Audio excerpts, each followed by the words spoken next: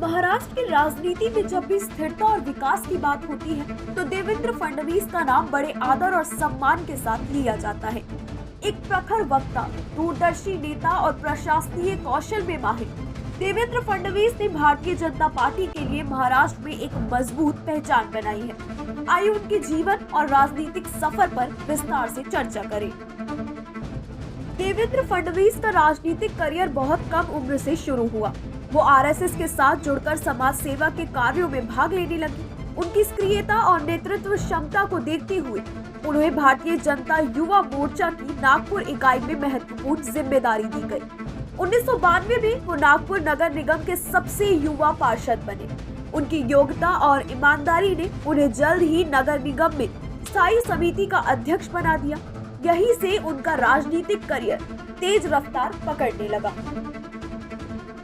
देवेंद्र फडणवीस ने 1999 में महाराष्ट्र विधानसभा चुनाव में पहली बार हिस्सा लिया और नागपुर दक्षिण पश्चिमी सीट से जीत हासिल की। इसके बाद उन्होंने लगातार कई बार इस सीट पर जीत दर्ज की और वहीं विधानसभा में रहते हुए उन्होंने किसान के मुद्दे, शहरी विकास और प्रशासनीय सुधार जैसे महत्वपूर्ण विषयों पर ध्यान केंद्रित किया।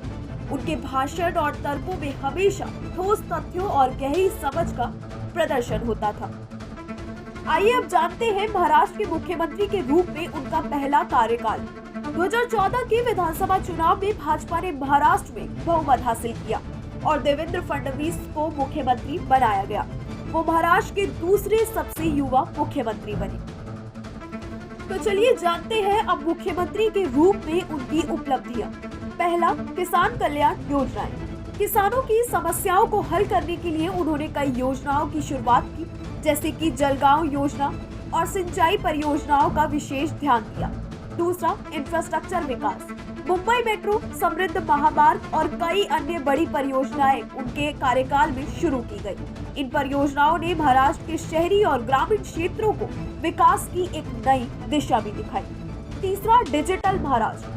उन्होंने राज्य में ई गवर्नेंस को बढ़ावा दिया, सरकार सेवाओं को डिजिटल माध्यम से आम लोगों तक पहुंचाने का प्रयास भी किया। चौथा, भ्रष्टाचार पर सख्ती। अपने कार्यकाल में उन्होंने सरकारी विभागों में भ्रष्टाचार पर लगाम लगाने की भी कोशिश की। पांचवा, कानून और व्यवस्था। महाराष्ट्र में कानून और व्यवस्था को मजबूत बनाने के लिए भी उन्होंने काफी ज्यादा कड़े कदम उठाए। 2019 के विधानसभा चुनाव के बाद शिवसेना और भाजपा के बीच मतभेद उभर कर सामने आए। ये राजनीतिक संकट देवेंद्र फडणवीस के दूसरे कार्यकाल की शुरुआत के साथ ही समाप्त हो गया, जब उन्होंने अजीत पवार के समर्थन से सरकार बनाई। लेकिन ये सरकार केवल कुछ दिन तक ही टिक पाई और उन्हें मुख्यमंत्री पद से इस्तीफा देना पड़ा, जिसके बाद शिवसेना, एनसीपी और कांग्रेस ने मिलकर सरकार बनाई। लेकिन देवेंद्र फडणवीस ने विपक्ष में रहते हुए राज्य की राजनीति में अपनी सक्रियता बनाए रखी। 2023 में महाराष्ट्र की राजनीति में एक और बड़ा मोड़ आया। भाजपा और एकनाथ शिंदे के गुट के साथ मिलकर देवेंद्र फडणवीस ने सत्ता में वापसी की। इस बार उन्हें मुख्यमंत्री के रूप में फिर से चुना गया। देवेंद्र फडणवीस एक स्पष्ट विचारधारा वाले नेता हैं। उनके भाषणों और कार्यों में हमेशा जनता के प्रति जवाबदेही दिखाई देती है। देवेंद्र फडणवीस ने अपने राजनीतिक जीवन में कई उतार चढ़ाव देखे हैं, लेकिन उनके नेतृत्व और निर्णय लेने की क्षमता ने उन्हें महाराष्ट्र की राजनीति में एक स्थायी स्थान दिलाया है। उनकी राजनीति का उद्देश्य केवल सत्ता पाना नहीं, बल्कि महाराष्ट्र को विकास की नई ऊंचाई पर ले जाना है। उनके मुख्यमंत्री बनने के साथ ही राज्य में विकास, स्थिरता और समृद्धि की उम्मीद फिर से जगी है। अब देखना ये होगा कि वो इन उम्मीदों पर कितना खरा उतरते हैं।